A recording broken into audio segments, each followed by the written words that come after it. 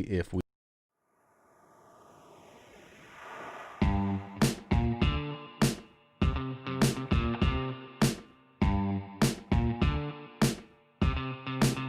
say, feel that bass.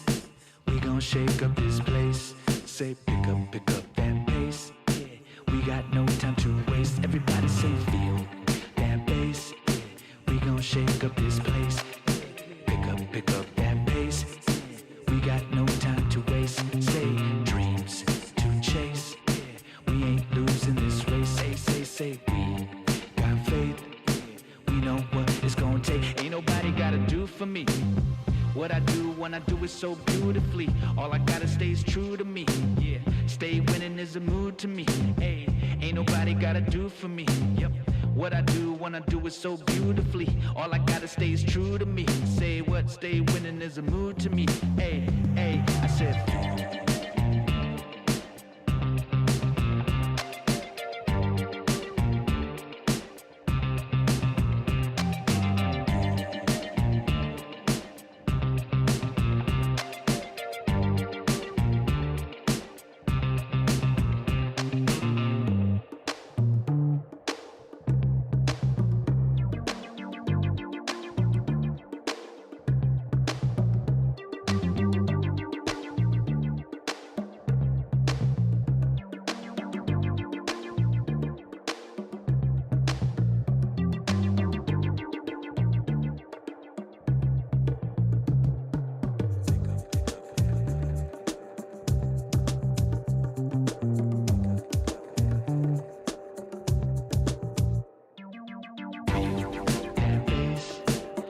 Shake up this place.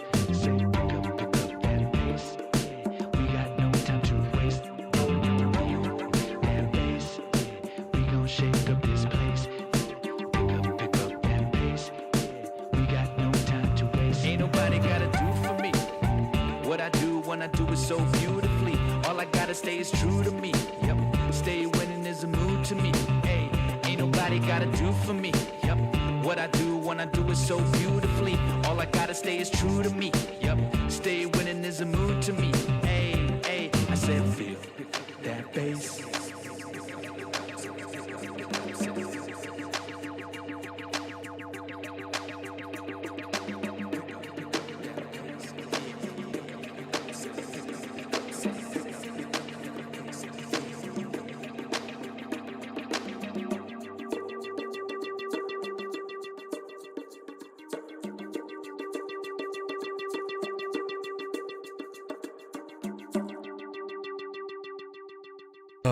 Yes. Hello, everybody. Welcome back to the live stream, to the live chat. You get some of the pastors busting some moves in here, as John says, right?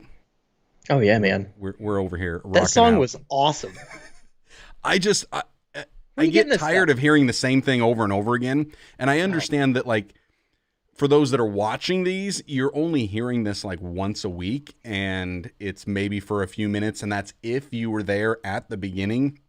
But for me, I'm hearing it, the whole thing, every week, and then when I keep going through and like re-editing, and I just hear it multiple times. So by that point, it's like, I'm going to go with, let's change this up. And it was a new one, and I liked it. Ever get to hear it. I get to hear, you turn on the volume for me at like, what, maybe a minute? So I get a minute of that song, and it's like, dun, dun, dun, dun. That was good. Yep. I liked it. I enjoyed it. We have got, yes, John in the chat. Henry saying, what up, boys? Which, while Henry is saying that, that reminds me I need to mute the other computer. Otherwise, we're going to have some speakers coming through. Henry saying he loves the beat of that.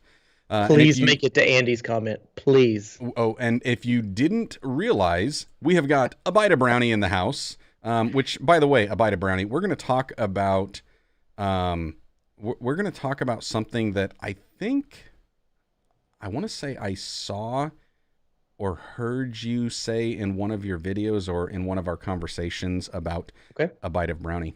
So we're going to talk about that. Also, Mama's in the house. If you didn't know, I am in the house as well. And then we have got Andy saying, we never get tired of your voice, Joshua.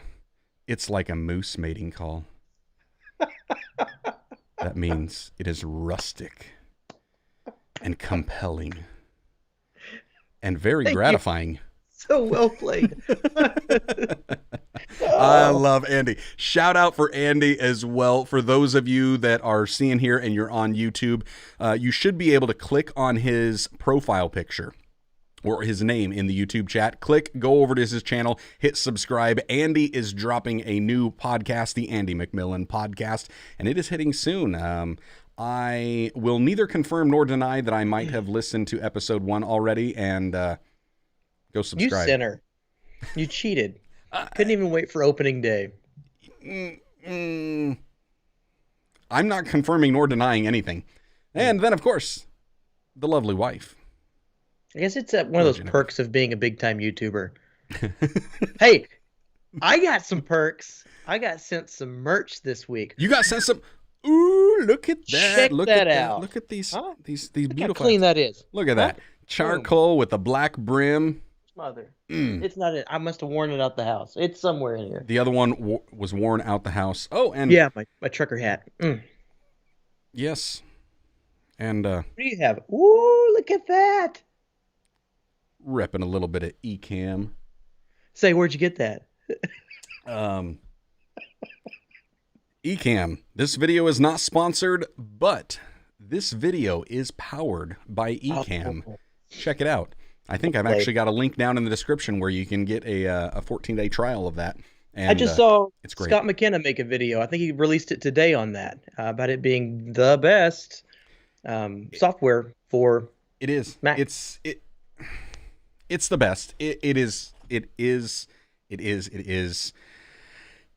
And there's a part of me that doesn't like to admit that it is, only because it's Mac only. And so I have to run this silly Mac computer. And I like my Windows PC, which your feet are hanging on there. If you see me look over here and start talking, I am talking to Micah. She is over there. She is our off-screen producer, and she's feeling that bass. She's there to keep the talent in line today. Yeah, just in case we get out of hand. Making sure that we pick up that pace. Anywho, so that's it. Yeah, Andy's saying somebody had to be my first to listen. Moose mating call it is. So, and apparently, Andy, you have killed my wife. She is now dead. You want to go check her heartbeat? See if she's still alive? No, I'm yes, this is good stuff. Hey, I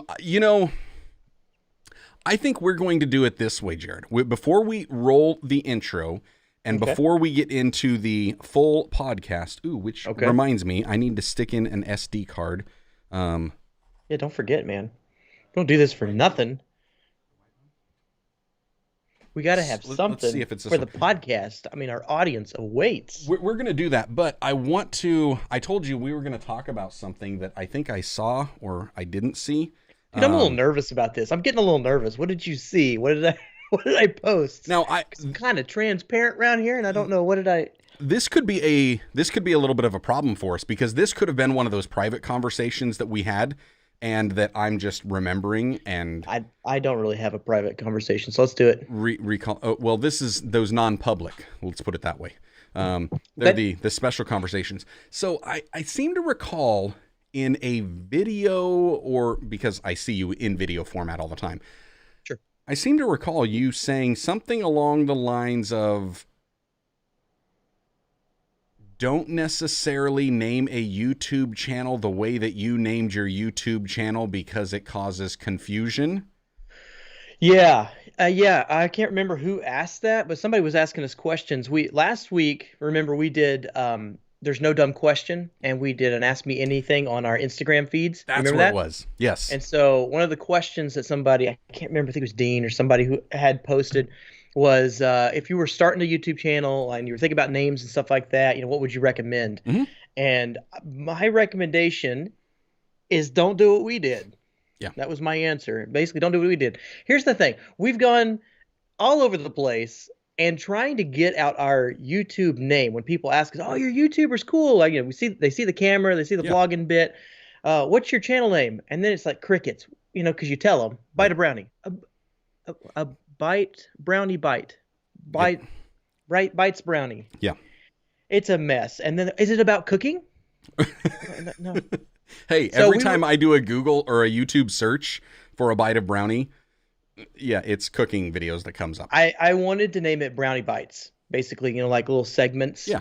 of. I was trying to be clever, but every time I Googled it, it brought up like this channel, this massive cooking channel that's going nowhere. It's like Mm-hmm. millions of subscribers that doesn't post anything significant besides like Brownies Rising or something like that. So anyway, no, we went to a entrepreneurial deal. I've referenced that before in the past to kind of Yep. one of those big deals whenever we were getting into video, and we were in the competition, and they scheduled us for after lunch because when they saw our company name, which we had named after our YouTube channel because we were still trying to be clever, we went in after lunch because they were anticipating pastries Uh-huh. and baked goods, bite a brownie, and we had to let them down immediately. That's not what this is about. Right. So let me ask another question. And I do remember now it was on the Ask Me Anything because I was thinking I'm just going to throw Jared on the spot one of these days and I'm going to ask him something that he started. Um, Sure. why not change the name now then? Branding, which is easily done because nobody knows about us, but um, I just don't want to go through all the recreating of logos and all that stuff. We're finally, maybe not out in the world, but at least in our region, people are starting to catch on to Abida Brownie Productions. So I don't know that I want to necessarily, I don't know where I would go, maybe. Yeah. Jared Brown, it works for a YouTube channel, but it's not necessarily a good company Well, name. and that's kind of what I'm going down that path of and poking and prodding on these questions. It's good for you and I to talk about it. It's good for others to kind of hear about it. Because if they're thinking through the same concept, I mean, I had thought that early on, what do I want to do? I had thought about just calling the channel, Living by Faith and something along those lines because it was kind of the motto. But then it was just like, I don't know. I think it would be much easier to just put my name out there. A name that, by the way, is not necessarily the easiest to pronounce nor spell. So every time. Do you get viewers a lot? Oh, all the time. I All the figured. time. Yep, all the time it's viewers, and I'm like, not quite. There's an extra R and no I. It's like, but yeah, viewers is all the time. However, the crazy thing is when people hear me say my name, then they just get it. It's like, oh, okay, Verwers. I got it. But if I'm asking, like, and I'll say, Joshua Verwers is the YouTube channel, and they're like, okay, how do you spell that? Which the Yeah. craziest one is I just had somebody ask how to spell it, and I went VER, and they're like, no, how do you spell Joshua? I was like, I was dead. I was like, Josh with a UA. And they're like, oh, Oh, okay. brilliant. Um, What a, what an interesting spelling. right?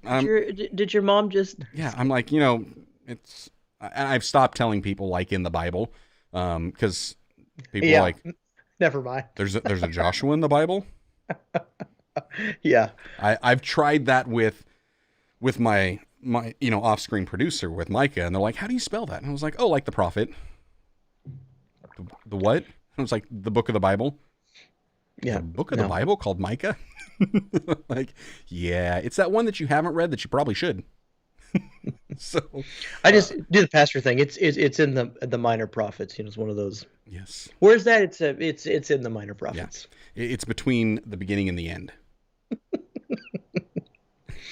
So No, so like, well, there was a push, and this is not a new concept to name either after yourself, Right. your own name, or kind of more specific as what you're presenting, what you're doing.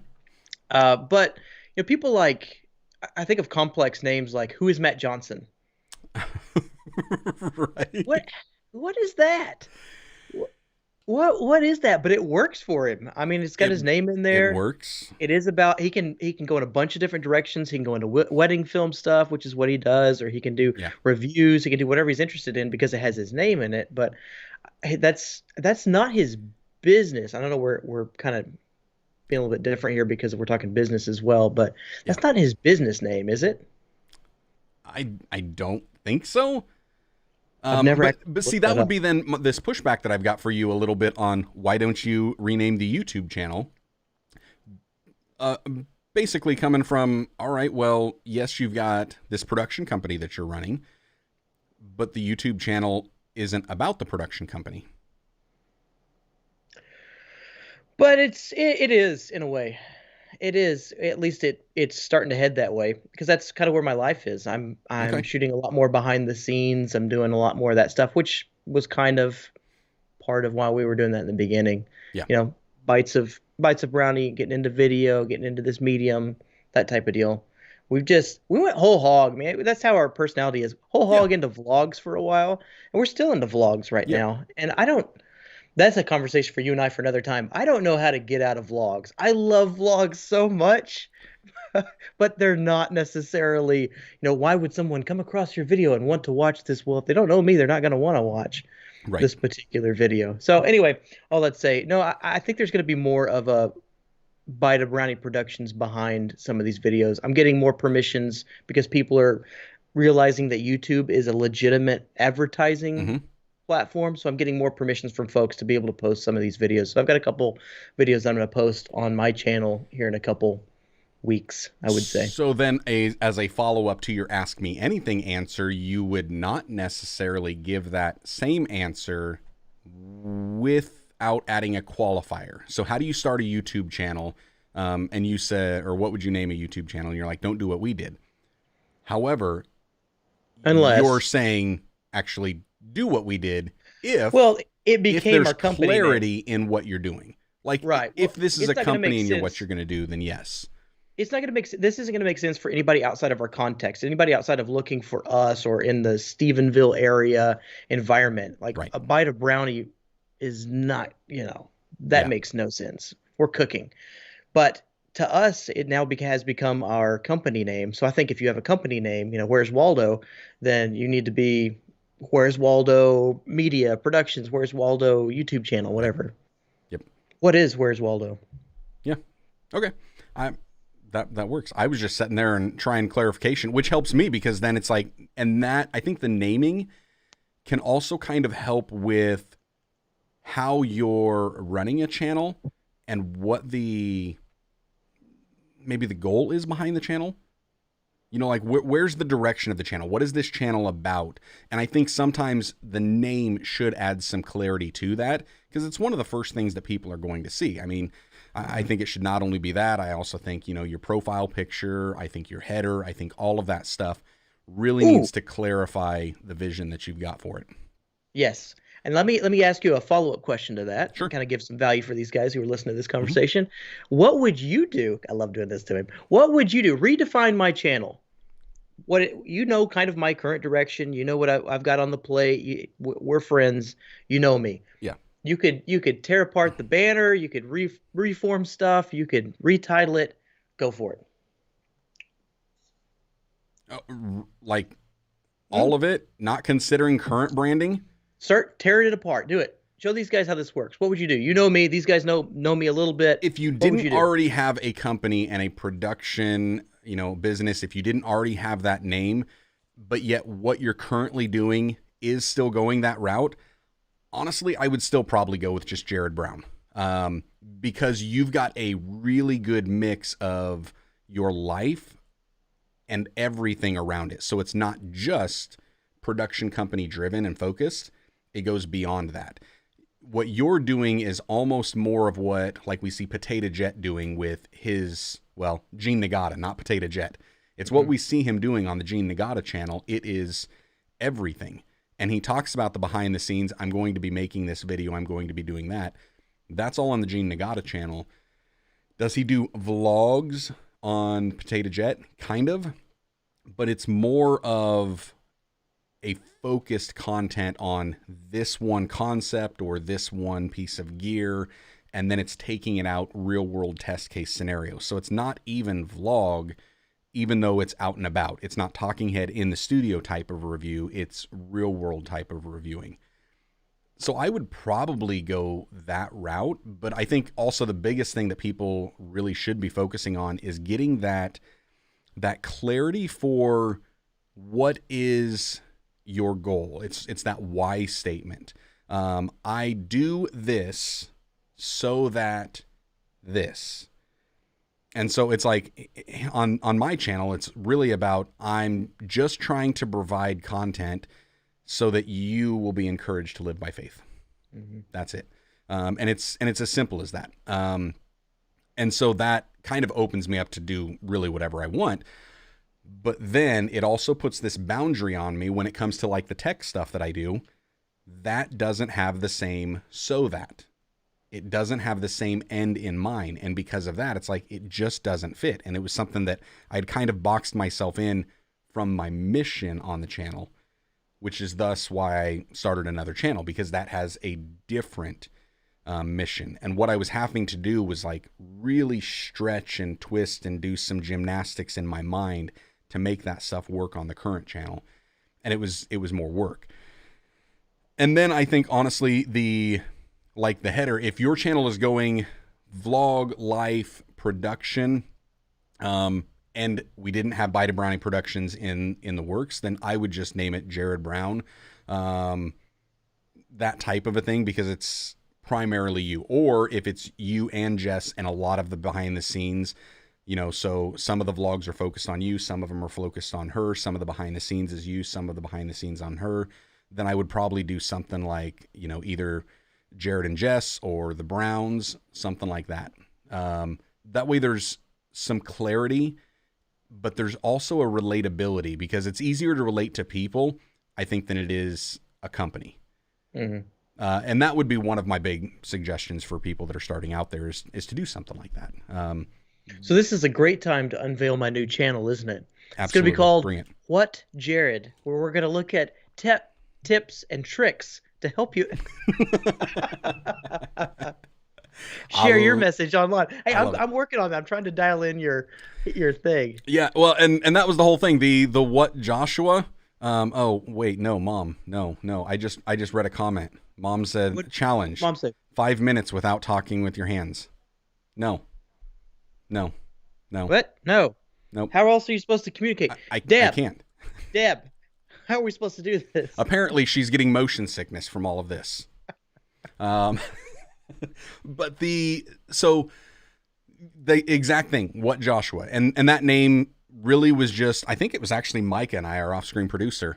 I was kind of going through different names and trying to ask her some things, and she's asking me some weird questions that didn't really pertain exactly to what we were talking about, but it was just random stuff.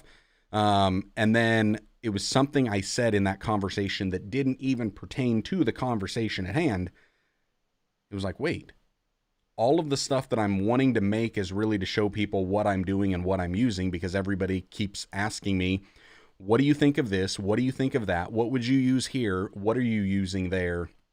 And I was like, so the channel's all about what Joshua's using.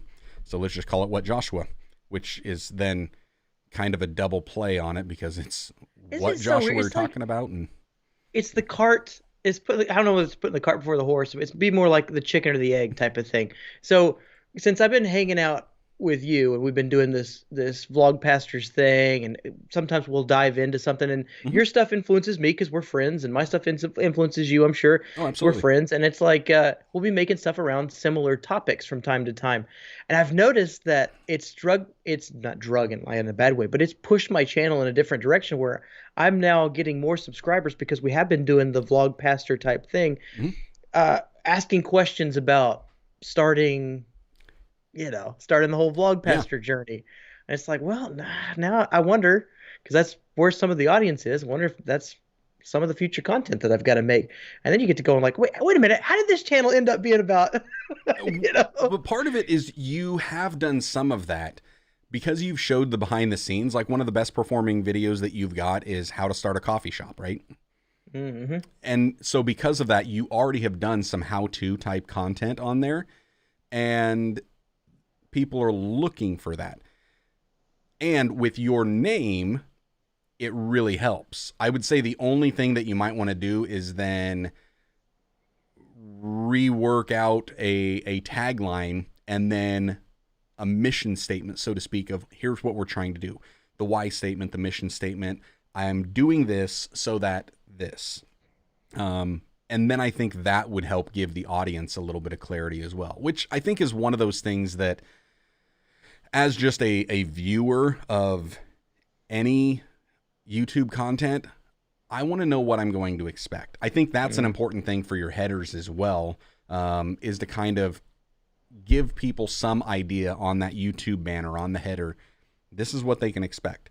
And if you don't know exactly what the mission is behind it, what can they expect in terms of how often you're uploading at least? That's Nick Nimmon stuff right there. Yeah. Yeah, even that. If it's like, and whatever you can commit to and then follow up on. So it's like, don't say you can do a new video every Friday at 8 a.m. if you can't do a new video every Friday at 8 a.m. Yeah. Obviously, there are going to be, things that pop up, and that's fine. But what if you just can't do it on a regular basis? Okay, so weekly? Every other week. Yeah. What? Yeah, or stuff like weekly. That. Weekly. Yep. Or even monthly, whatever you can do. I mean, like Dude Perfect, one of the most subscribed channels out there, and it's every other week. It's like twice a month they're uploading a video on Mondays. One of my favorite creators. He does whenever he gets around to it. There's no set schedule, yep. But it's so good you wait for it. You're like, there it is. Well, one a month this time. We're doing one a month right now. That's okay. We go back to the Casey Neistat with his original vlog. He kind of made a commitment. This is going to be every day, dude, until I'm tired of it, and then it just keep going and keep going and keep going. And now he's given no commitment. It's just, I'm vlogging. There's a future conversation in itself where what we're talking about today, we're talking about trends and stuff. Oh, here comes something. It's kind of a... What is that? Show me that coffee. Show me that coffee. Get in here, girl. Who, mine or hers? I don't know. What kind of coffee mugs we got going on? Woo, look at that. Hold on. Pumpkin spice for life. No, thank you. And then Ecam, of course. Oh, Ecam. Wah, wah, wah. But she also has just black coffee in there. So what's that scripture? Train a child in the way they should go. And when they're old, they won't depart from it. That's ridiculous. Pastor jokes. I love it. No, okay, so we're talking about trends and stuff, and I'm always, this is a rub in my life. So let's just undress here. Wait, hold on. Are we going to get into trends and video trends? We can if you want to transition. You want to roll that beautiful bean footage? If we could, we got your naming thing out of the way. So for those that were joining us here in the live stream, live, or checking out the replay on YouTube, that was a treat just for you. And now we're going to get into the actual podcast. So those audio only people, they're not going to get it. So let's do the thing. Welcome to the Vlogpastors Podcast, a podcast all about the stories and strategies of sharing God's love in the digital world. Now, here are two pastors that love to put a camera in their face and walk around in public. They are the Wayne and Garth of digital ministry, Jarrod Brown and Joshua Verwers. Hey everybody, Joshua Verwers here with the one and only Jarrod Brown. We are the Vlogpastors, and you're catching yourselves right here on episode number 25. And today, we're going to be talking about 2020 video trends and how to use them for the ministry. That's kind of what I titled this, so that's what we're going to try to attempt to talk about, which, by the way, you guys are actually catching the last half of the conversation if you're listening to this on, just audio on the podcast form, which I appreciate you. Make sure you're subscribing on your favorite podcast platform, but you also are failing to realize that Thursday mornings at about 10:30 a.m., whenever we get around to it, over on youtube.com/Joshua Verwers, we're live streaming. And before we run that intro and get into the main conversations, we're often just having fun and we're talking about things, and we got people that are, in the chat and whatnot. And because of that, one of our comments that we're going to get into kind of picks this up. And this is coming from Andy McMillan, who says, do brownies say undress? This brownie does. Brownie was Jarrod, a bite of brownie, talking about undressing. So let's go. Now people are, listening to this and they have no context beforehand. Give them the context so why you were talking about undressing. I'm taking my clothes off. No, not literally. For those of you who are listening, the rest of you can see. I am not literally taking my clothes off, but I do feel as though I undress metaphorically, maybe, I don't know, whatever, from time to time to show here's what's really going on. I struggle with this whole thing of trends and hopping on what's popular because there's something inside of me. And I know that we're all unique and different. I also know that there's nothing new under the sun, that we're all kind of working in some variation of something that's already been created. But being made in the image of my creator, I want to do something new. I want to do a new thing, like every morning. So Yep. whenever I go to make a video, a part of what paralyzes me in the process is I will think to myself, I'm being inspired by something that I've watched, seen, heard, listened to, experienced in life, and I'll go to make it, and it may not be glaring to my audience, but to me, it's as if I'm hacking up a job that somebody else has probably done better. Yeah. Now, where that ties in with trends is I cannot stand hopping on the bandwagon of something. So if somebody's doing the entirety of TikTok to me blows my mind. So the point is somebody makes something original Yep. or they caught a moment like the dude on the skateboard with the cranberry juice. Right. I love that. The guy's just hamming it up, having a good time. You don't expect him to be listening to Fleetwood Mac, singing along, living his best life. Yes. I love that. Yeah. But then the rest of TikTok is everybody doing that cranberry thing. And there's even a temptation in me to go, oh, I'm going to make a cranberry video because I'm going to put my own spin on the blah, blah, blah, blah. But the moment I make that video, and here's the transparency moment that God's still working on me. Yep. I cannot pull the trigger on that. So it paralyzes me because it's like I'm just rehashing. I'm warming up leftovers. Yeah. And I think part of that where you're at, I'm right there with you. I get that. I think there's a fine line between inspiration and imitation. And they say that imitation is the sincerest form of flattery. I get that. But a lot of people are imitating and trying to pass it off as something unique and their own without giving credit where credit is due. And that's where I think the imitation should come in. There are a lot of people that I've seen on TikTok that are just doing that, redoing the same thing. It's pure imitation, but they're actually giving credit. They're saying, hey, sometimes it's just down in the, their comment on it that, continuing this trend. To me, I don't have an issue with that. I do think that there's a better way. I think the better way is be inspired by that, but how can you make that your own? How can you put your own flair and own spin on that? In the same way that if we're going to be completely transparent, you and I are very much inspired by Casey Neistat in what we do as far as our vlogs go, but we've got our own spin on it. Like I don't think there's anybody that could actually look at either one of us and call us a Casey Neistat ripoff. They can see elements of what we do and be like, oh, that looked a lot like Casey, like Casey, but it's not us trying to imitate or emulate. Right. Although it does happen, just to hop in here, because we were talking the other day, we saw Casey do a crazy. He's above some power lines. He does a drone shot. First of all, how he's getting away with some of this stuff. He's above a power line and he's shooting himself walking underneath type of thing.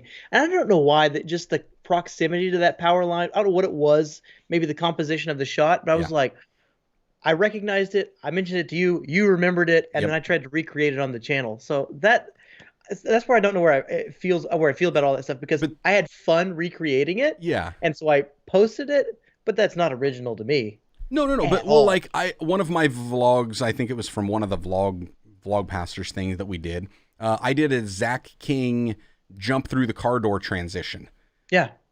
Because I could, but I put it in my context instead of just, oh, hey, I'm going to do this because I saw Zach King did it, or I'm going to try to create a story around just this. No, it was a regular vlog.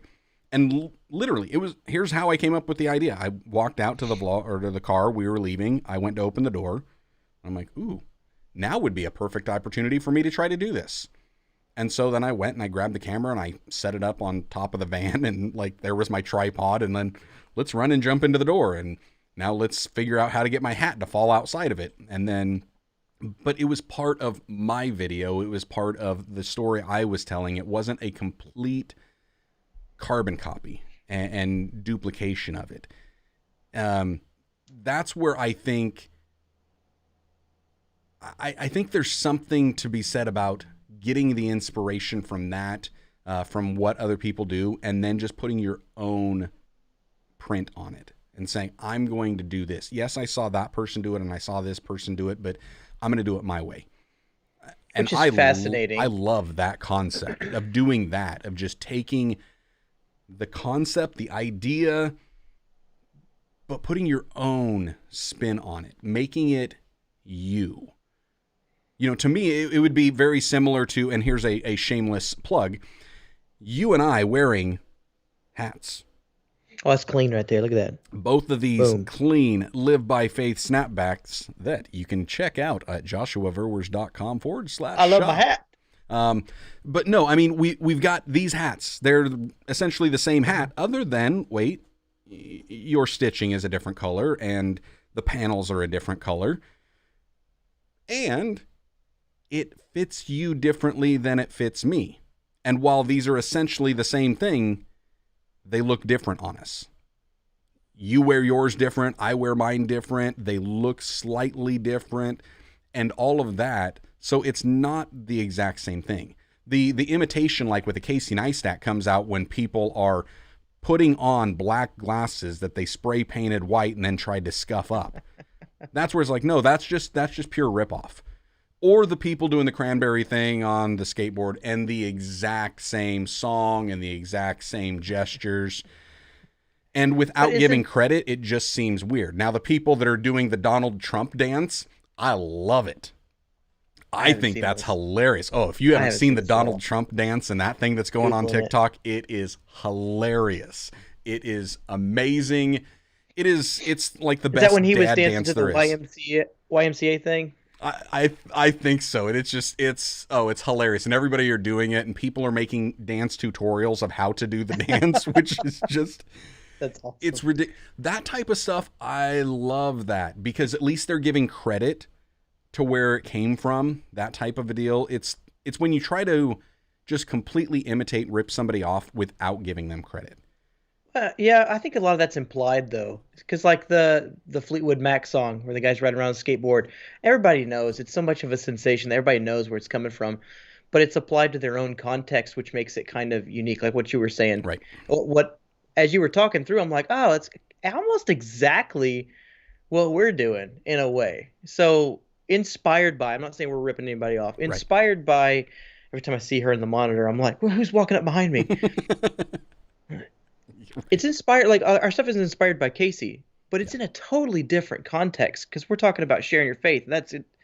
Exactly. But there are a lot of similarities, a lot of things that we saw him do, or I've seen him do. I won't speak for you. I've seen him do that. I'm like, man, I've got to learn how to do that. That's absolutely fascinating. The way that, even though down to the way that he tells his stories, which we talk about all the time. Yeah, it's what he's known for. It's like, oh, we could build in that type of thing into a vlog, his format, but in our context, and it's unique. Yes. I'm correcting my own thinking going, oh, it is unique. It's unique. And that's the thing I think, and I'm with you and where you're at on that it's almost a mental block of, I'm not quite sure I should be doing this. Yeah. I kind of feel like I want to. I kind of feel like that's where the eyeball's at. And as ministers, we should be trying to get in front of as many eyeballs as possible because we have the greatest message that there ever is. But at what cost? And sometimes that's where we analyze to the point of, what are we doing? To me, it's really like church. Each church has their own unique identity, and each church operates best together and individually when they focus on their own identity, and then try to support the others that are out there in doing their thing. That's not to say that, say that a church does, clothing drives where they're just giving clothes out to the community type of that, helping people that they could use that extra bit. Depending on your community size, they may need more than one church doing that. And that one church may only be able to do that at a certain season. And depending on your location, you might need different types of clothes for different seasons. And so to have options available, that can be a benefit. even when it comes to just the worship style. I recommend so many people away from our church. People that I meet in the community and they're like, I really need to start going to church. My first thing is, what type of worship service are you used to? Mm-hmm. Because one of the worst things that could happen is somebody that comes from a very traditional, and I'm talking like, Orthodox type of a service, whether it be, more Lutheran, Methodist, Catholic, Presbyterian, and then to come to our service, you're not going to like it. Yeah. You're going to be uncomfortable right out the gate. So what I often do is I recommend them go to the church where you are comfortable first and foremost and see if that's a really good fit. Obviously, you ought to be praying about it and you ought to be getting that leading of where it's at. And if it's like, and I've had people say, actually, I don't want to go because that's all I've ever known and I want something completely on the opposite end. Oh, well, then, yeah, you want to be here. And then it's like, because I'm going to completely change that concept. What you're used to, you're not going to find. If you're used to a minister being in a robe, you ain't going to find that. You get my suit jacket and that's about it. It's just like that's, and if you're used to, hymns, yeah, you're really not going to get them that often at our church. Every now and then, but it's got to be a contemporary version of it. If you're used to a strict order to the way that the service is supposed to go, we might start on time most days.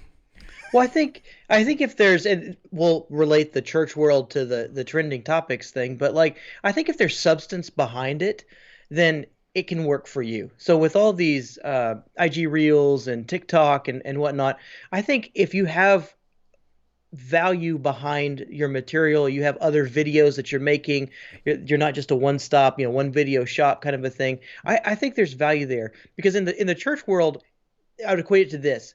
New church, new pastor moves to town.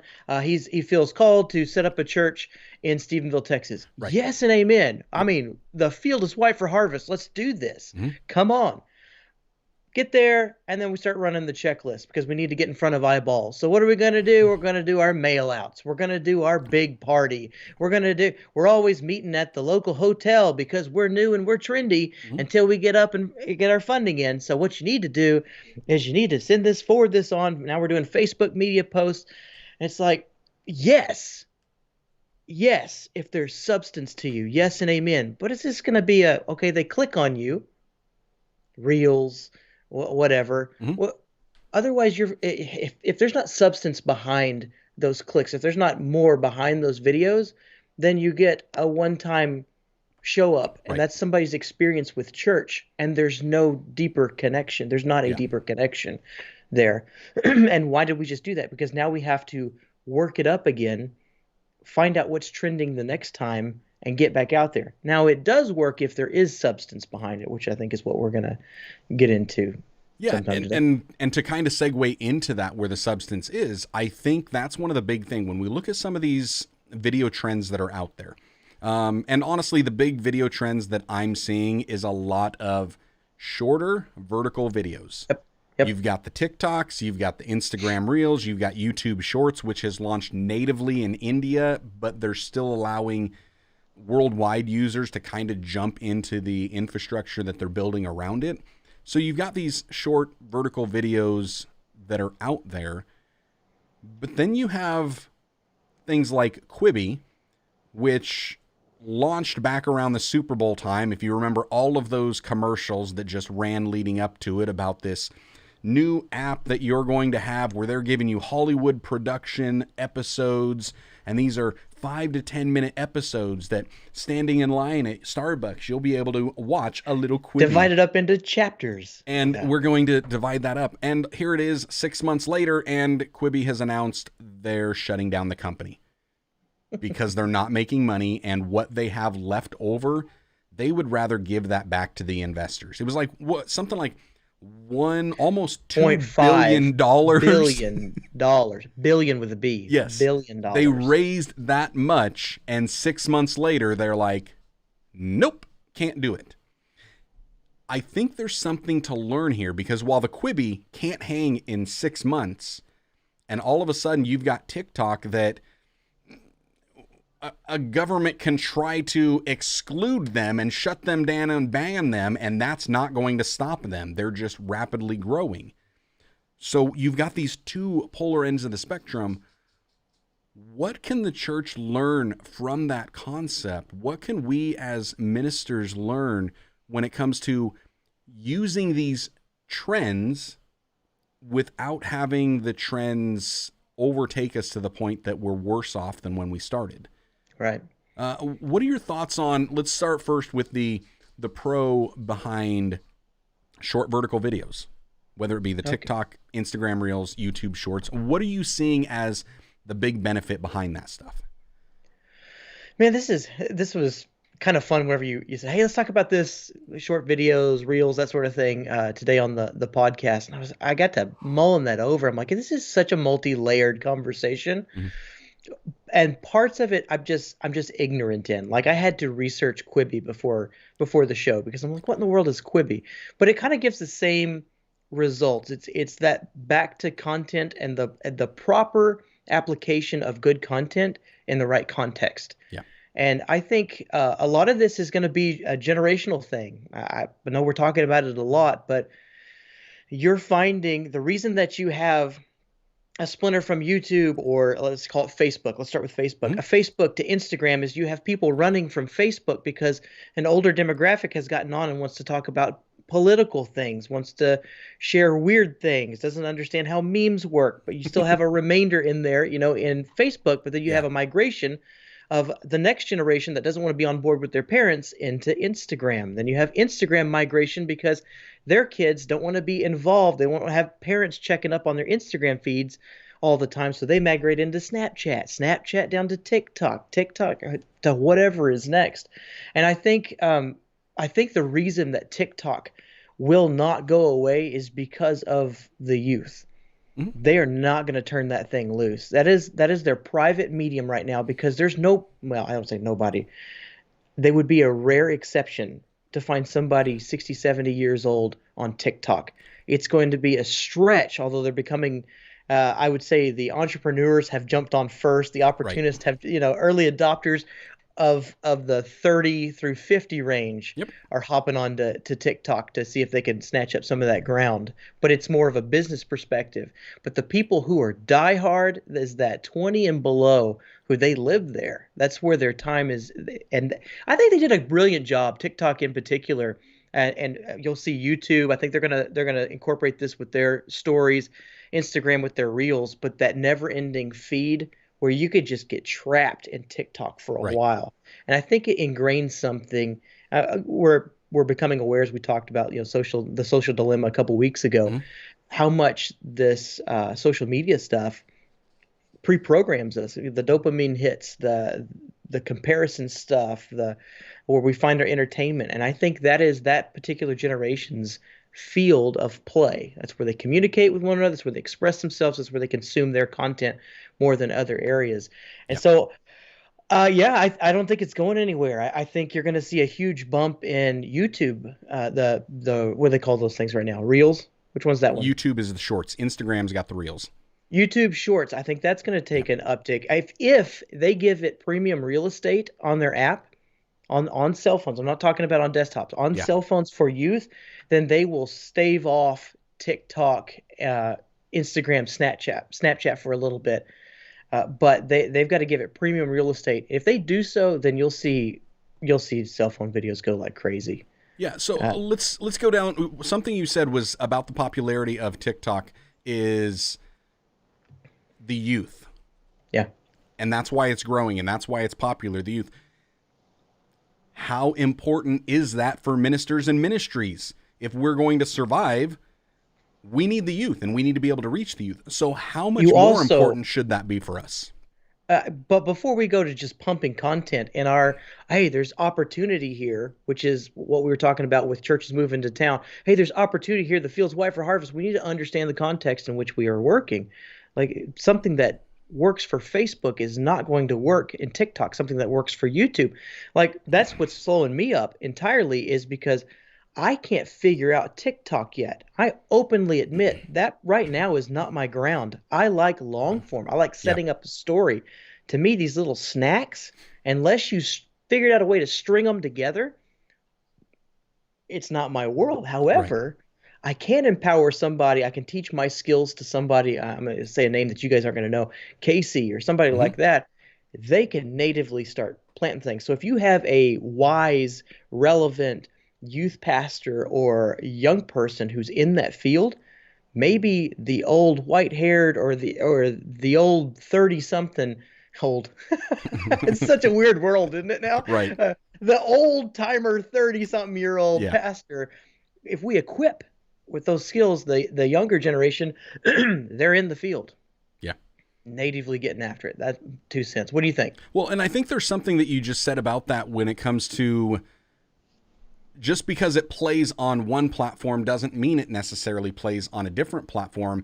And I think that's understanding, one, the demographic on there, but also the medium and what they're trying to do with it. Like, I think one of the best things that people could be doing as far as short vertical videos is teasers for their long videos. I mean, That's good. if you think about just traditional entertainment, hello, before a full feature film releases, they've been giving us a 2-minute clip to appetite or to like whet our appetite so we want to go watch the 3-hour film, starting with 2 minutes. It's like they're already doing that little teaser, a trailer. And so we could start to do that. We could start to use some of that teasing content. The other thing that you'll also see that a lot of movies do is then they've made the DVD release. What is a DVD? These little discs that you're able to take home. But now, even with the digital downloads, you can get the download of the movie with the bonus features. And I don't know if you've ever watched those, but they have short behind the scenes about that, as well as bloopers. And sometimes it's just random outtakes. It's funny things that they wanted to say in it, but it just didn't make the cut. As a church, as a pastor, are we able to do a teaser? Yeah, actually, I probably could just grab my phone in vertical format and record a 15, 30, 60-second long clip, depending on the platform I'm putting it on, of me just kind of helping to whet people's appetite so that they're hungry for the word when they show up on a Sunday. I could also be thinking about, could we do some behind the scenes type of content? Or is there something that I wanted to add to the message, but I wasn't able to add to the message? Is there something else that just didn't quite make the cut? And most pastors, yeah, they've got lots of different scriptures that didn't make the cut. What do you think about using those? Well, where my mind's going right now is we think, since we are on YouTube, and probably the folks who are watching us here on YouTube, unless you came over from Facebook or you're listening to the podcast, Yeah. we are preconditioned to this format, the horizontal format. And when we watch things, we're going to watch things in the horizontal format. And speaking to that generational thing, that's not what they're used to. They're perfectly fine with consuming something vertically. And if you've noticed, they're also really okay with flubbubs, faux pas, and real, I guess is what you would call it. Yeah. They don't necessarily need it to be completely polished. They do need it to be funny. And funny is very subjective. I don't understand some of that wit and humor, but it should free us up. But I'm willing to bet if you're watching this video, you're watching this discussion, you're listening to this discussion, you don't understand what I'm saying.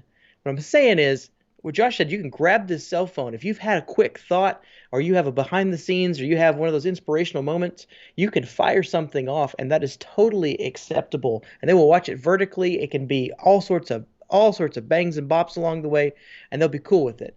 Yeah. Where we get to, if you put any sort of production quality behind it, if you think with a YouTube or a more mature, I say mature, I'm sorry, 30-something pastor talking to you, a more mature mindset, or where you're thinking vertically, production quality, those types of things, there's a lot less tolerance in that. It needs to be thought through. If they're going to take their phones and eventually turn them sideways and watch you long term, it needs to be pretty ironed out. Is what I've found. Yeah. Is that about right? But you can use those little vertical, off the cuff Right. stories, reels, that sort of thing to string some. I really like that idea, to string some stuff together to invite them into that longer format of let's get into something. Let's talk about something of substance. And that's encouraging to me because I am looking at TikTok going, there is nothing of substance on this platform. We should burn it with fire. Yeah, there's very, very little substance out there. Occasionally you'll find some stuff out there. And some people are putting, and they figured out how to add substance with an element of humor and creativity. I'm thinking of one of our friends, Kevin Wilson, over there. Oh, that's right. Yeah. Dude is exploding on TikTok on making chai and how to make it, but putting in little, like, just these thoughts, these nuggets of truth, and that can help people in a spiritual growth. And then some of them are just pure comedy, and even doing some reaction to other people making it the way that he makes it and how they're making it wrong. There are so many things that people could do. Or you've got, here, John Hayes in the chat saying, just sing Mary Did You Know and see what happens. Which I did that TikTok, that little video of me singing it and slapping myself. And it's hilarious, and people enjoy it. And of course I put in the substance, and it's like, of course Mary knew. The scripture tells us that she knew. And so it's like, that's some of this that we could be doing different things. We could get that creativity.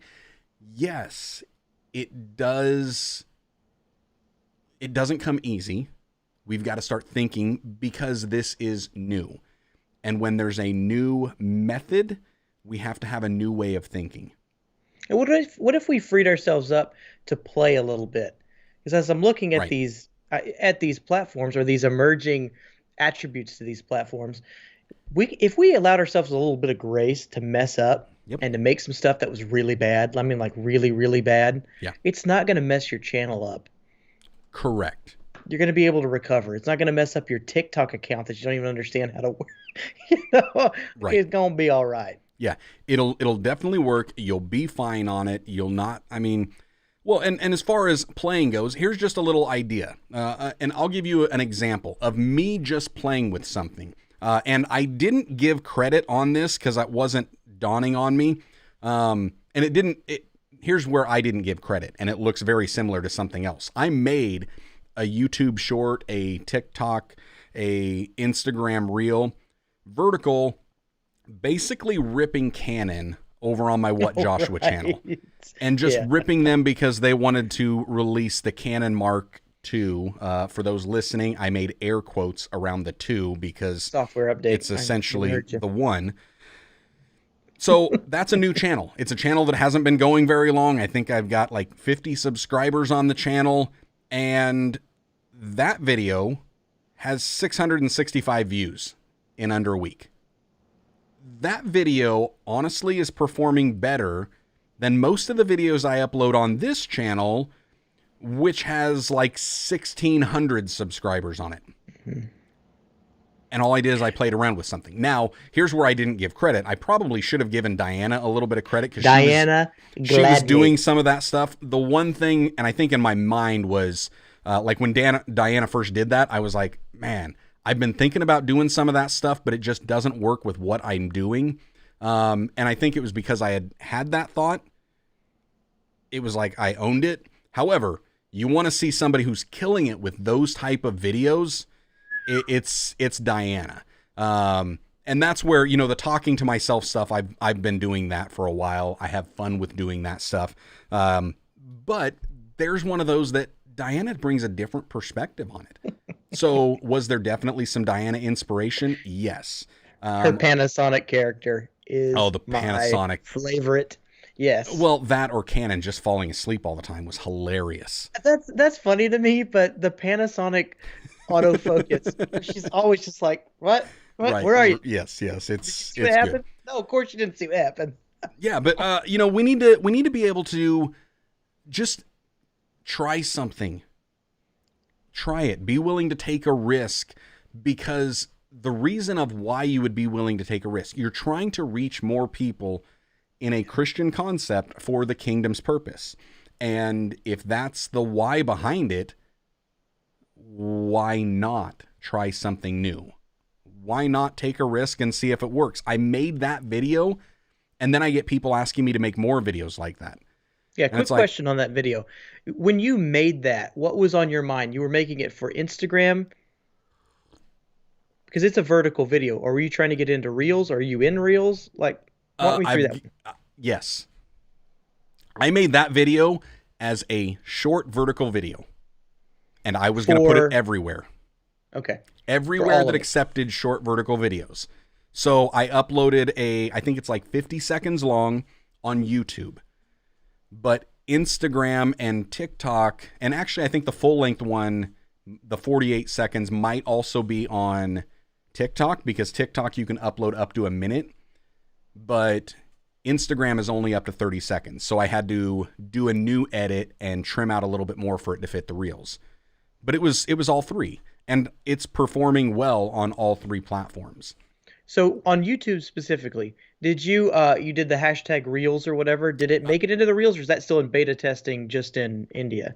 So or wherever? YouTube, it's YouTube Shorts, and in India on your mobile app, you actually go to like add a video and it says Shorts. And so you can either add or you can record, like you can do with Reels and like you can do with TikTok.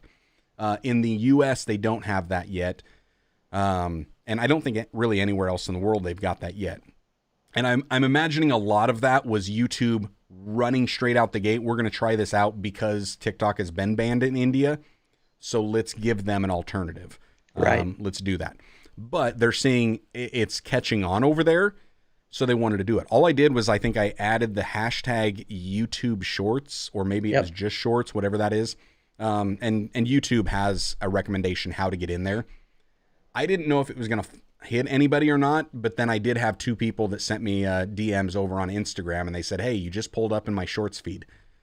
And so it was pulling up on some people. So, which is interesting because I don't think it counts as views, which means a vertical, just you're popping in my mind right now, a vertical video posted on YouTube was still value enough, and it was short, like couple seconds, but still value enough to bring people over, to bring 600 something, for it to count as an actual view. So they watched it for 30 seconds or however long it is. Correct. Right? Yes. Wow.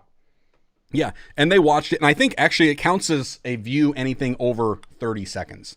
So because that was at least a minute, but they've got to have a different type of an algorithm for the shorts. And I would venture to say it's probably more like maybe even 15 seconds. They've probably dropped it down because they're meant to be short like that. That's probably what they've done. I don't know for sure how many of those are counting. I haven't seen any good statistics on that. But I know it's adding at least towards the overall views, because YouTube is the one that put the views on there and said there was 600 and some odd. It must have updated as of like 2 weeks ago. But it's probably just on those videos is probably how they're doing it. Either that, or that was 600 that watched it at least 30 seconds, which that's awesome. That's crazy. I haven't even looked at it to see what the audience retention rate on that is, which would probably explain a little bit more of that. But to me, this is one that we should be really thinking about, this concept of using some more formats. And if the church could do that, I think we can start to reach that next generation. And it really comes to my whole purpose at the get-go when I started on YouTube. It was all about me understanding the Great Commission of being simply Jesus saying, go where people are and preach my message to them. And so go where they're at. Well, where are they at now? Which is fascinating. I was just thinking about this concept. You're saying go where they're at. Yeah. But with YouTube, for me, my perception of how this is all unfolding has brought TikTok, the availability of TikTok, into my platform. So it's actually like they've Correct. come to me. So now I didn't understand TikTok. I don't know how that works. But if I can trial run, because I'm invested in YouTube, I think one of those things of, hey, instead of diversifying in a million different directions, let's Yeah. focus on one or two things, which is Instagram, not really, but YouTube and Instagram for me.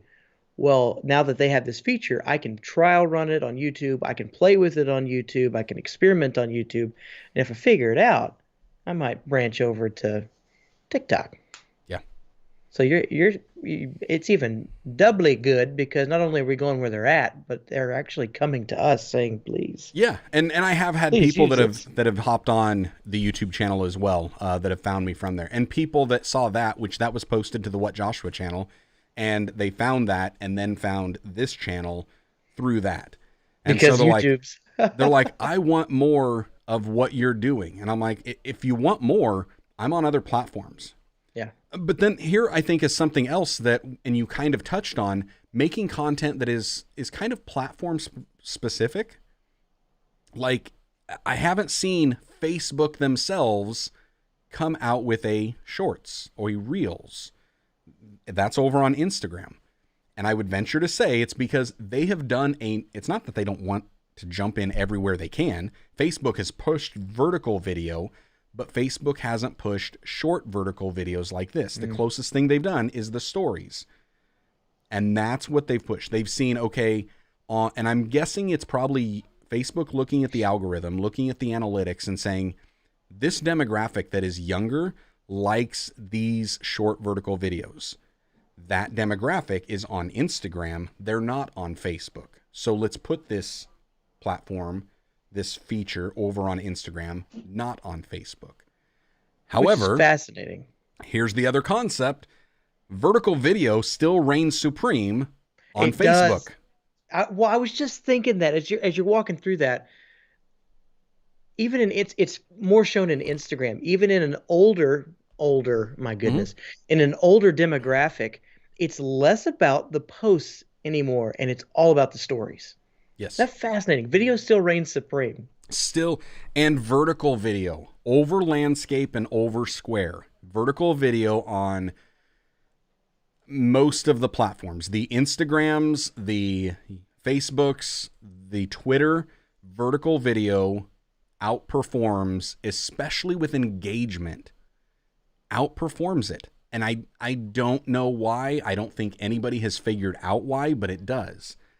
And mobile video on YouTube definitely reigns supreme over anything else. Yeah.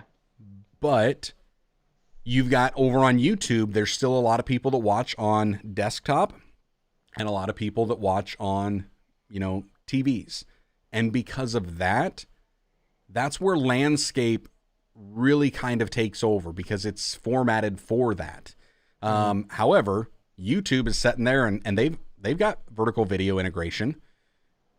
They allow it to work. They allow it to work very well. And then you've got these cell phones and they're coming out with these shorts. And so that's where I sat there and I think, okay, a few years ago, I was writing off vertical video, or a couple years ago when Instagram was doing the IGTV. I was like, no, this is going to fall flat on its face, which it didn't take off the way they wanted it to. And they've had to rework a lot of things with IGTV. So they didn't see the success in vertical video that they were looking. Like, notably, one of the first things they did is, we're going to open up landscape mode. And with that, it's still something that I think we should be thinking about. How can we use that? And maybe when it comes to really focusing on the short form, and when it is short, keep it vertical. When it's long form, maybe landscape works a little bit better.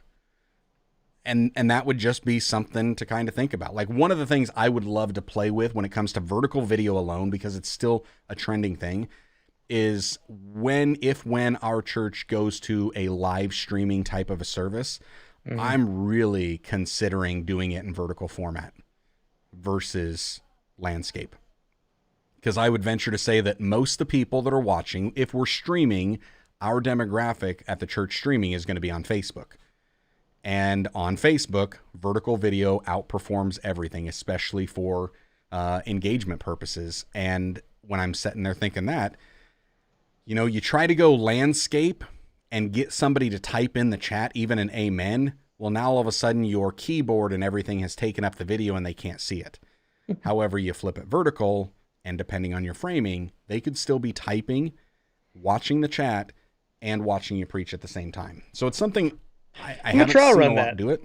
I would love to trial run it. You gonna do it? This is exactly what I'm talking about. Do it. Yeah, no, I think I'll trial run that. We've been doing horizontal live feed video or live streams for Facebook with our church. And I think I'm going to go vertical and then just kind of ask the folks what they preferred. Yeah. Because what are we going to do? Why not? You can show up if you don't like it. Yep. Yeah, exactly. If you want to see it wide, show up in person. You can see a Then panorama. you get right here. 360 immersion.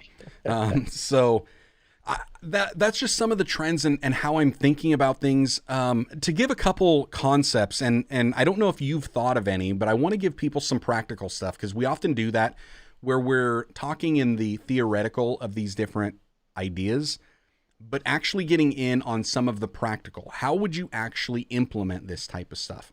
And so I want have you, Jared, do you have any current practical tips that you could give people on how they could implement, especially the short vertical video formats with their church, with their ministry? I don't. Okay. I really this is something that I am interested in and have not given any weight to until recently. And then, like you're talking about, once I saw some of these guys starting to switch over to vertical and shorter, it's like, well, it's here. I Right. don't want to be late to it like TikTok, but to combine all the conversations, I want to make sure it has value, and I haven't figured out how to apply that in a short form quite yet. Yeah. So that's why I'm loving today's conversation, where you said, "Hey, make it a teaser, or make it some sort of invitation to a longer form, something or other." So I think I'm going to bow out on that one and say, why don't you answer that particular question, because I'm still batting it around. So I'll give you guys a couple of the ideas that I've got that I'm planning on actually implementing. And I'm glad we're doing this chat this week. We're actually catching myself slightly off guard. I have a vertical video teaser that is going to our church's Facebook page tomorrow as a setup for a new series that we're starting this weekend. And all it is it's less than 60 seconds. And it's just kind of explaining the concept. It's giving them that hook of, here's kind of what we're going to be talking about, why we're going to be talking about it, and why you want to be there for it. And so really just kind of a trailer and a teaser leading into that.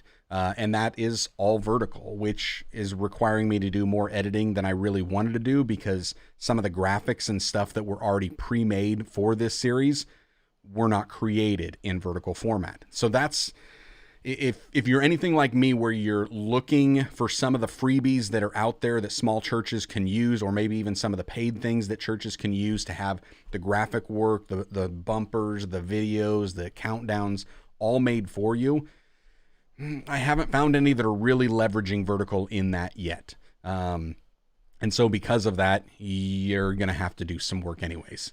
If only someone were to come up with a digital product that they could have on their store, their website. I think that would be a fantastic thing. First one to it, go. Joshua. I'm You staying maxed quiet. out? I've got a lot on my plate. I will confirm that is one of the things that I have thought of doing some essentially sermon series templates, where basically, here you go. It's just a little bit of a pain to create all of that stuff. So one project at a time. That's why it costs money. Yeah, one project at a time that I'm doing. I've done some of the countdowns. I've done some of the bumpers, the intros for series that we've done in the past, and it was fun to make it. It was also before I was doing lots of YouTube.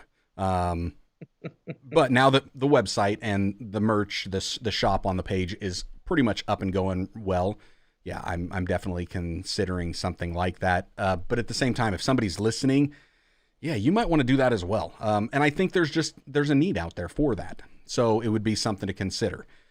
That's one of the short vertical video things that we're doing. Another one is I'm really considering doing some behind the scenes stuff afterwards. And either on one of the things I really want to do is like beginning of the week. And I'm not quite sure how I would do this, but beginning of the week, doing a short, again, a little advanced teaser about what's coming up for the next week, but doing that one different instead of it kind of being more trailer and promo, just a behind the scenes of me just setting and prepping. And here's a little nugget I got coming up for this week's. And one of those scriptures that early on, and that's because most of my sermons are already written on Monday, so I could do that. And it's just my workflow in the sermon prep that happens. And I already know here are the scriptures that I'm going to be using, and here are a few extra that I just don't know if I've got time to add them in. And so then I can take one of those little nuggets and add it. So it helps to kind of help them leading them into the next one. That's something that I want to do. And I also want to notice those moments when I'm preaching and I have the little flubs and the mess ups and the bloopers. And if I've recorded that video, oh, you best be sure I'm going to be extracting that and I'm going to be putting that online in a vertical format. And if I didn't record it, then I'm just going to grab the phone afterwards and I'm going to go vertical and I'm going to record short, laughing hysterically about what it was I just said. And oh, the joys of preaching. So that would be some of the concepts that I've got, the ideas that I have for how churches could be using short vertical videos, you know, just to to do some of that. It's just some practical stuff. And again, this comes from the concept of, I like to look at traditional media and say, what have they figured out and they got right that we can take and use in a different format, in a different method. And that's where I think theatrical release movies, full-length feature movies, big Hollywood productions, they're giving you a trailer, they're giving you blooper reels, they're giving you outtakes, they're giving you deleted scenes, they're giving you behind-the-scenes look. And people will buy the movies for all of that bonus content. If you want people to buy in to what you're presenting to them as a minister or a ministry, maybe you want to give them some of that stuff. If it's individual stuff, if you've got an individual ministry and they're not coming to a church, this is where I would say you need to find some type of a support platform, whether you're hosting it on your own site, whether you're using a service like Patreon or Buy Me a Coffee or a Ko-Fi, I think is the other one that I kind of know of. Whether it's something like that, whether it's a private Facebook group that they opt into, whatever it is, wherever your audience is at, think about giving them some of that vertical stuff in short concepts. I think that could be really, really entertaining, really engaging, and it's stuff I'm looking forward to playing with, not just for our church, but also for what I'm doing online as well. There, dude. I don't know what timestamp that is. I don't know where we're at in the overall of the podcast, but my goodness, about go back to 115. At 113-esque. It was somewhere around in there. That's it, man. That's it. Maybe we'll just have to pull this little clip from here and add it as a vertical. You have a way, I mean, this is just secular talk type stuff, you know, this wouldn't be a sticky statement, but you have a way of condensing things and thinking about things that brings clarity to people, and I appreciate that, and that's one of those I need to highlight and say, listen, guys, there's a lot of value in this particular episode, but go back to 113, and that is the basic layout that is going to work, because we are already channels on YouTube. We're drawn from something. You have to call it something. It's a channel. And on your channel, you have shows. You see how they're like dividing that up? Yep. You have shows. And in those shows, you have episodes. And in those episodes, you have, well, that's another little stinging And it's not sticky, but that's one of those stinging topics right there that Joshua just gave to us. And that's if you think about it like the movie industry's thinking about it, you have all of your stuff. Now how to package that up is up to you to be creative and figure out. But it's got a trailer, it's got a main movie segment, it's got bloopers, it's got behind the scenes, it's got all those things. And the more that somebody dives down to that rabbit hole, the more trust that's developed and the more that can take place in the future. Yeah. Because if you like one Marvel movie, you better believe you're going to be waiting for that trailer to drop on the next one, and then you're going to see that trailer drop. You're going to go see the movie. They're going to talk about the behind the scenes. Then you're going to be watching all the YouTube stuff about maybe the things that might be leaked and released. Yeah, for sure. Get it? Hey, before we leave and wrap up this episode, there's one other thing that we were going to talk about that we didn't really touch on, and it was: is there a lesson that we can learn from the Quibi shutdown, where Quibi lost it, and why they had over $1 billion of an investment into this concept, and 6 months later, nothing. Yeah, I'm. This is not going to be popular, but Say it. The great prophet Gary Vaynerchuk, whether we listen to him still or not, yes, he's a used car salesman. He has that tone to him, but he's not wrong in his gift, which is he knows where attention is, and I don't think Quibi went to where the attention was. I think they tried to build their brand new standalone. I don't think it was a bad concept at all. I think it really could have worked. I think the guy behind it's brilliant. I think it could be a thing in the future. But they tried to do, and this is where I fall into this trap. They tried to do their own thing. They tried to reinvent the wheel where they could have, where TikTok started? YouTube. Yep. If we're being honest, we all noticed that Vine. TikTok was slamming us. They were slamming us with ads. There's something, and you start seeing people doing stuff, Yep. links and everything to go check out TikTok Yeah. to their own thing. And I think Quibi tried to reinvent the wheel, say come all the way off and apart, and that's where even it happens in the Christian world. The Chosen. I don't know if anybody's seen The Chosen. The Chosen, So good. fantastic series, but unless you're in the know, you don't know about The Chosen. Yeah. And if they would have plugged that, which they're doing it better now because they have Daryl Eves and those types of folks, but if they would swing that into YouTube, to some of the places where they're already at, if they didn't do their own standalone app, which I understand why they did it, there's different reasons for that, they would be more mainstream right now. Yeah. Go to where the attention is. Here, I want to give you my thoughts on the Quibi shutdown. A lot of what you're saying, and maybe a couple other points. And then I want to get to some of the comments as we kind of wrap up here on the episode. To me, it's really a lot of what you're saying, where they weren't going where people were at. They were asking people to come where they're at. Yeah. A lot of the reason that I think churches are struggling, if the churches aren't kind of jumping on any type of a social media front, you're not going where the people are at, especially the next generation. And you're going to lose out. You will struggle. You won't be able to really win with that. So that's kind of, I think, a lot of it. And yes, I do think they were trying to reinvent the wheel. What they were doing is they were coming up with a solution to a problem that doesn't exist. They were trying to create a problem. They were saying, you know what your problem is? Your problem is you have to wait in line at Starbucks for like 10 minutes. And because of that, you're wanting to watch a full-length feature film, but they're too long. So we're going to give you something. That's not a problem. Yeah. And then you want to charge us $5 a month for a problem to fix that isn't even there. And so it wasn't just, we're not going to go where you're at, but we aren't even going to give you what you're really looking for. I mean, I don't even have to ask. I wonder how many people actually have that problem. The company shut down in less than 6 months. That's how many people had the problem. Right. Not enough to sustain the business model. And because of that, and because they came straight out the gate and we are going to charge you for this, rather than what all of the other, production companies have realized when they're creating their own streaming platform, here's a free version and there's a paid upgrade to it. Mm-hmm. And that model, that works. I am a YouTube premium subscriber. You know why? I hate ads. I don't want to have to watch them. Absolutely, YouTube, you can have my money. I am a YouTube TV subscriber. You know why? Because I want to watch regular TV, and I don't want to have to remember to set a DVR or delete DVR recordings because I run out of space. And YouTube says, we'll keep everything and we'll only delete it after 9 months. Thank you. May I have another?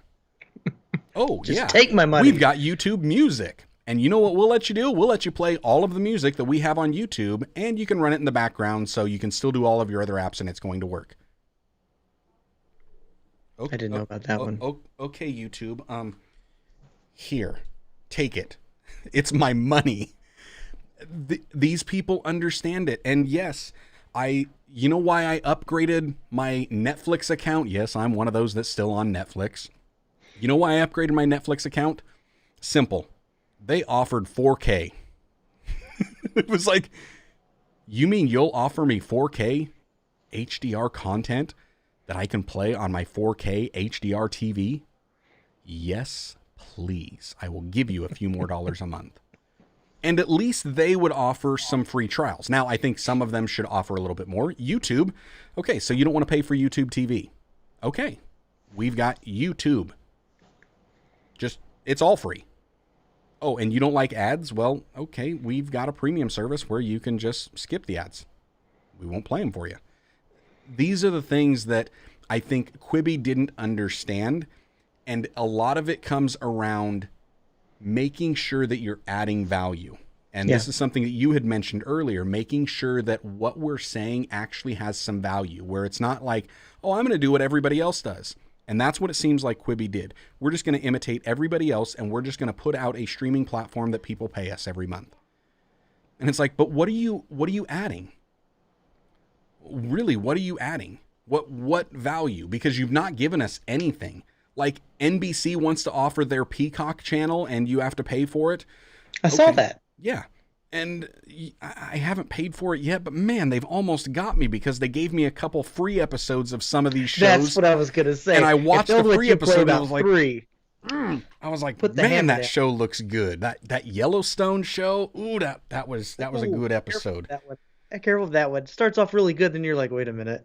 It looked really good. It did get a little squirrely there for a moment, but man, it was good. And you know what other platforms are doing? NBC does that. You can watch all their stuff free. Throw up a pair of rabbit ears on top of your house and you'll be able to pick it up.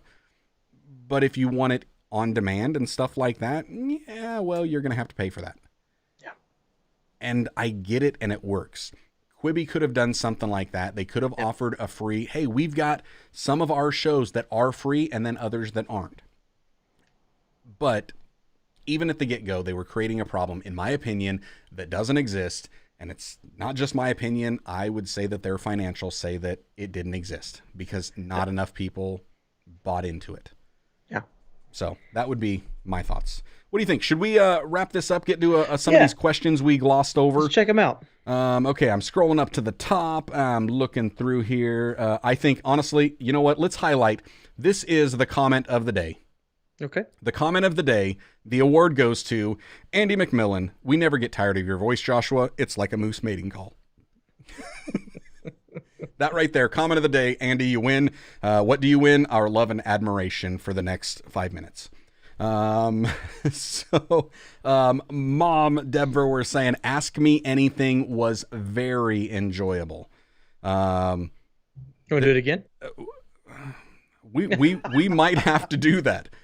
We might have to do that sometime. Not today because I know we're both busy editing, but if you're not already checking us out on our Instagrams, check me out at Joshua Verwers on Instagram, Jared over at Bite of Brownie Productions on Instagram. If you're not already following us over there, well, then you might miss out because we'll just announce it and then it'll be up for about 24 hours.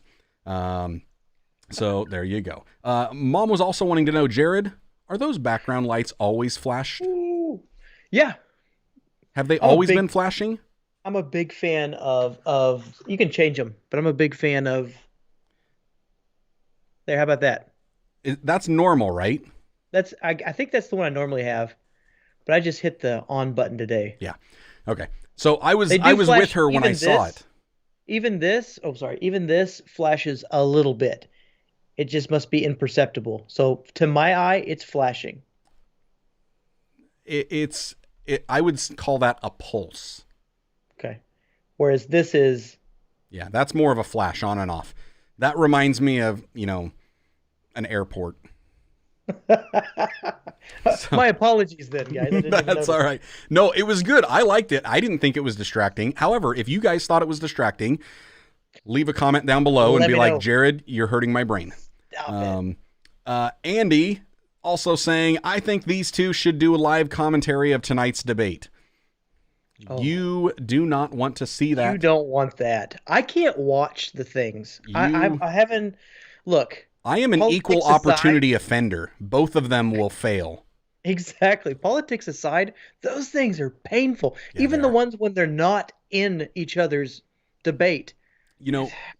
Years ago, I actually did a live Twitter of one of the Republican caucus debates that we had here in Iowa, and I was live tweeting nonstop. And at the end of it, there were multiple people that came up to me and they're like, so in other words, you're not voting for anybody this year. Right. And I was like, that's kind of the way it looks. I think I might write my own name down. So yeah, you definitely don't want that one. John Hayes saying that there are more of us in our 30s coming into the lead pastor role. I have been seeing many local older pastors retire and the rest of us rising up. Yes.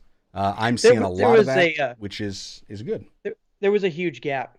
So boomers and beyond, there was not really a transition. Gen X did not show up. So Correct. your 40s and 50s, they left the church and didn't really take leadership roles. They left the society really and didn't take leadership roles. I have a different take on it, and this might be a hot take. I think there are a lot of the boomers that put a death grip on those Fair. ministries, and they squeeze the life out of it because they didn't want to release it. And Speaking of, that's everything because Yes. I watched a financial show. Nothing is, hey, boomers, you got your issues, we got our issues. But I was watching a financial show and they were saying, basically talking about the great transfer of wealth because eventually, boomers, one day you will actually pass on, and what remains will go on to your kids if you have wills and whatnot. But here's the thing. They still have it where they started and where millennials and beyond started. There's a drastic, it's like, I can't remember the percentage, but it is a shocking percentage of where they started, where millennials are started, and then they've never released, and millennials have never really grown into that gap because there was not a surrendering of opportunity or transitions earlier on in life. So there's this massive grab, and then there's going to be a massive dump. Yep. That's just financially. Yeah. It's happening in the church too. Yep, I would agree. John Hayes had another comment about what we could be doing on these short vertical video formats. He says, throw in a wrestling move in there. That's Joshua specific. I'd throw a hip out. Nope, I think Jared should do that. He should do some pastors be like, and then all of a sudden it's like pastors be like when your worship leader shows up late and is unprepared. Leaves his stinking coffee cup on the worship set every You hear Sunday. that, Mr. Jason? I see you, Jason, working on your books. And then Dennis saying, maybe you talked about this already, but why aren't you on Facebook today? As far as live streaming this, we haven't been streaming it to Facebook for quite a while. I forgot to tweet it out and to share it out, which is my bad. But I haven't actually been multi-streaming for quite a while because I did not like what Restream.io did in the compression when it sent to YouTube, and that paired with the delay in the comments, I just was not going to pay for. So I stopped using that until they can stop compressing my YouTube videos to the point that I don't like the way it looks. I'm not going to go back with them. I'll wait for Ecamm Fair enough. to come out with their own multi-streaming. Not sponsored. Not sponsored, but powered. And then he said, oh, and do you have to wear a Live by Faith hat to be a vlog pastor now? Pretty much now. Maybe. That's a new requirement. Maybe. Which They're really nice, man. He put a lot of hard work into it, so it's they're- appreciated. they're good. Hard work and a lot of money. And then, oh yes, who would win a wrestling match between the two of us? Who would win between the two of us? Oh, definitely Josh. Like I said, I would throw a hip out, man. I'm not I into don't, all that. only because I'm at the beginning of training season for a future callback to a wrestling match. I cannot wait. So. Hey, hang on. I gotta give old Henry a quick shout out because where was his? He says, "I rebuke pumpkin spice in Jesus' name." I was Y'all can miss me on that. I know you skipped it. I'm going back. No, I was skipping that one. I think I'm gonna have to come into agreement with Henry. Okay, where's Jared's mute button, and how do I get the? I'm not a pumpkin spice fan. See, there. Now they can't even hear you. You're trying to sing, and they can't hear you. Man. So that's what happens. I hijack. They can hear you now. I turned you back on. But no, I think pumpkin spice is amazing, isn't it? Everything pumpkin spice. It's like bacon. I haven't found anything that it's not good with. Now you're starting to make some sense. See, we're there. And anyways, Henry saying, I actually got into ministry in my 30s, and there was exactly what you're talking about. It wasn't until I got there where we move forward. And that's where I think there's that. You want to know why the churches have kind of died off? I think it's because there was that big generational gap of people having voices to be heard in there, because the Gen Zs, the millennials, there weren't enough of them that had enough knowledge of the spiritual things to be able to apply what it was they knew in the natural into the spiritual. They didn't have that, and there was a disconnect in that generation bridge. There weren't enough that were actually helping. There's so much to this. This is such a juicy topic. I'm like trying not to dive into, because we have a celebrity thing. Obviously, we have YouTube. Like, look at this thing. We have YouTube. We have all sorts of stuff, and people want to be the person who is speaking. Where we all have unique and different roles. Where the boomer, I'm calling boomers out, or beyond, boomer and silent generation beyond. Yep. They didn't want to ease off the scene. They wanted to remain in control, which they're actually the ones who are supposed to be in the place of eldership and leadership and vision and that sort of thing. But they don't have to be the only voice, and they couldn't let that go. And the millennials, Gen Z in particular, wanted that particular role, but had no clue, because there was no proper transition of that coming through the generations, and it made a mess of things where you have you and I, people in their 30s, basically picking up with a huge gap, and sometimes redefining the wheel, sometimes jarring people with our different takes, our fresh takes on things, and sometimes it can come across as irreverent or shocking, because it's not the old way. Anyway, sorry, that's and something for those of us that are in those leadership roles right now to be very aware of. History has a way of repeating itself, and we often make the same mistakes that our forefathers did. So be careful. And there were a lot in that generation that they didn't just do it because they wanted to hold on in the celebrity status. Obviously, there were those that wanted to do it. There was that importance. There was the identity that they had in that role rather than just in who they were. But there was also a natural implication of many of them, that's all they had ever done as financial support.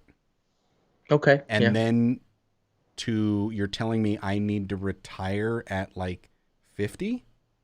Imagine being top of your game, Joshua, finally having it quasi figured out, knowing how to apply your hand to the plow and seeing something come of it, and then somebody coming on scene going, hey, where's my spot? Yeah. Like, let me pull, let me do this. I can contribute. It's like, hold on, just figure this out. You're still making a mess of the field. Hold on.